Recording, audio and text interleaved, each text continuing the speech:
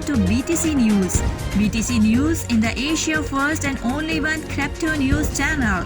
Thank you very much for joining us. मैं हूँ इरम काशिफ और सबसे पहले नजर डालते हैं आज की टॉप 10 क्रिप्टो न्यूज पर। सबसे पहले हेडलाइंस। पूरी क्रिप्टो दुनिया के लिए हैरान कुन खबर। अरबपति जॉन पॉल्सन ने खबरदार किया है कि बिटकॉइन बेकार हो जाएगा। बिटकॉइन में उतार चढ़ाव बहुत ज्यादा है। डिसेंट्रलाइज्ड क्रिप्टो स्कीम के सीईओ को 5 साल कैद की सजा, $4 मिलियन का जुर्माना। वेंचर कैपिटलिस्ट बिल गॉर्ले एथीरियम को बिटकॉइन पर तरजीह दी है और उसने इथीरियम में अपनी पर्सनल पोजीशन भी ली है। अब अमिताभ बच्चन भी क्रिप्टो की दुनिया में आ गए। अमिताभ बच्चन पहले भारतीय अदाकार बन गए जो अपना NFT कलेक्शन लॉन्च कर रहे हैं। नाइजीरिया बिट के साथ शराकत में अपनी इनायरा के नाम से क्रिप्टो करेंसी लॉन्च करने जा रहा है जो कि अगले चंद महीनों में मार्केट में लॉन्च होगी। इथीरियम कंपनी ने $430 मिलियन की इथीरियम को बर्न कर दिया। इतनी रकम से 2000 दरमियाने लेवल के घर खरीदे जा सकते थे। एल सल्वाडोर का बिटकॉइन को अडॉप्ट करना एक नाकाबिले हल शॉर्टकट है। बैनुल-अक़वामी मालियाती इदारे ने इस इक़दाम को दुरुस्त करार नहीं दिया। बिटकॉइन की आज प्राइस $47,000 तक गिर गई, लेकिन इथीरियम की प्राइस ऊपर जा रही है। बिटकॉइन का अगला मूव क्या होगा? $315 मिलियन का DeFi प्रोग्राम शुरू करने के बाद फैंटम टोकन की प्राइस 50% बढ़ गई।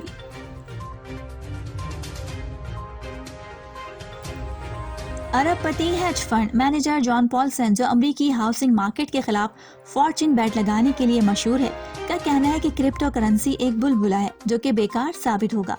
अगरचे वो क्रिप्टो को लामहदूद मनफी पहलू देखता है, ताहम वो बिटकॉइन को मुख्तसर नहीं करे। अगरचे मैं तवील मुद्दती में सही हो सकता हूँ, मुख्तसर मुद्दत में मुझे गलत समझा जाएगा। एरिस बैंक के सीईओ, जिसे दुनिया का पहला डिसेंट्रलाइज्ड बैंकिंग प्लेटफॉर्म कहा जाता है, को 5 साल कैद की सजा सुनाई गई है और उसे $4 मिलियन मुआवजा अदा करने का हुक्म दिया गया है। उसने एतराफ़ किया है कि उसने सरमायाकारों से झूठ बोला, जबकि खामोशी से उनकी क्रिप्टो करेंसीज को अपने ज़ाती इस्तेमाल के लिए तब्दील किया। मुमताज़ शख्सियत अमिताभ बच्चन पहले हिंदुस्तानी अदाकार बन गए जिन्होंने डिजिटल असासों की नई दुनिया में गहरा गोता लगाया है और अमिताभ बच्चन ने अपने NFT को लॉन्च किया है। ऐसे वक्त में ऐसा करने वाले पहले हिंदुस्तानी अदाकार, ये NFTs अमिताभ बच्चन और उनकी ज़िंदगी के आसपास के मुनफरिद और महदूद फनपारों का मजमुआ होगा। वेंचर सरमायादार बिल गॉर्ले ने ईथर में ज़ाती हैसियत इख्तियार की है कि वो इथीरियम हुजूम के दलाइल से मुतासिर हुआ था। उसने वजाहत की है कि अगर आप क्रिप्टो एक्सपोजर होने जा रहे हैं तो ये खेलने का एक बेहतर। बिल गॉर्ले इथीरियम को बिटकॉइन से ज़्यादा पसंद करता है। सैन फ्रांसिस्को, कैलिफोर्निया में silicon valley venture capital firm benchmark के जर्नल पार्टनर बिल गॉर्ले ने गुज़िश्ता हफ्ते ब्लूमबर्ग के साथ एक इंटरव्यू में क्रिप्टो करेंसी के बारे में अपना नज़रिया शेयर किया। उसने ये तस्लीम करते हुए शुरू किया कि वो क्रिप्टो में देर कर रहा है क्योंकि वो बराह रास्त फहरिस्त साजी पर तवज्जो मरकूज कर रहा था और इस साल अप्रैल तक इस मौजू पर ज़्यादा वक्त नहीं गुजरा जब उसने क्रिप्टो करेंसीज के बारे में पढ़ने के लिए काफ़ी वक्त दिया। सेंट्रल बैंक ने पीर को कहा है कि नाइजीरिया बिट के साथ बतौर तकनीकी शराकतदार अपनी क्रिप्टो करेंसी इनायरा शुरू करने के लिए काम करेगा।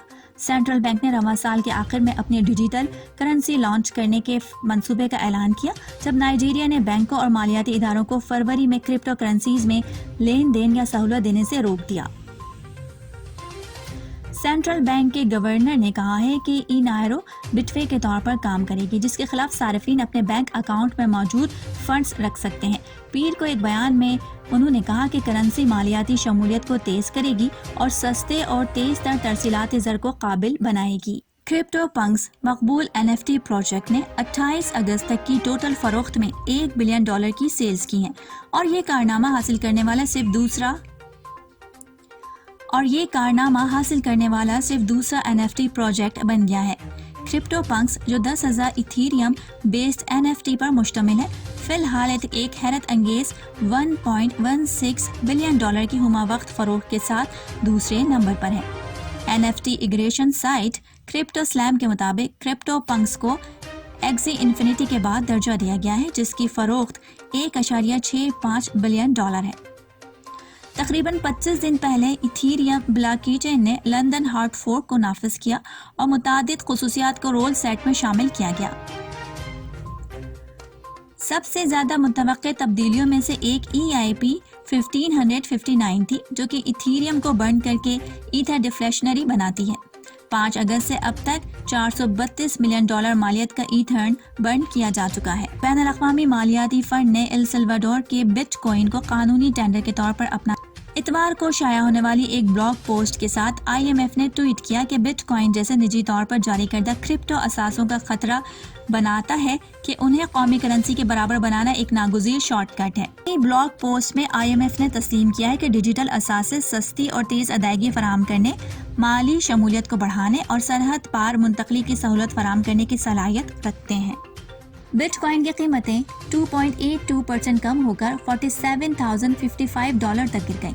ایتھر 0.83% بڑھ کر $1,218.52 پر ٹریڈ کر رہا تھا۔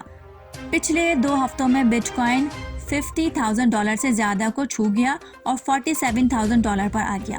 کچھ مثبت پیش رفتوں نے بٹ کوئن کی قیمتوں میں تیزی کا مظاہرہ کیا، تاہم نامور لوگوں کی طرف سے بٹ کوئن یا کرپٹو کرنسی کے بارے میں تبصرے اس کی قیمتوں میں کمی کر رہے ہیں، اور ارب پتی ہیج فنڈ کے مینیجر جان پالسن نے تازہ ترین بیان میں کہا ہے کہ کرپٹو کرنسیز کے ساتھ کوئی محدود قدر نہیں ہے سوائے ایک محدود رقم کے۔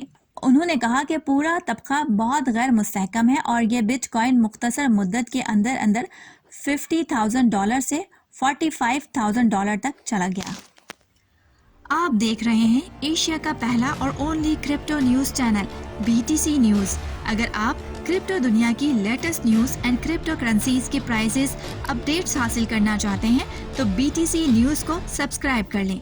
ملتے ہیں اگلے نیوز بلیٹن میں، تب تک کے لیے ارم کاشف کو اجازت دیجیے۔ اللہ حافظ۔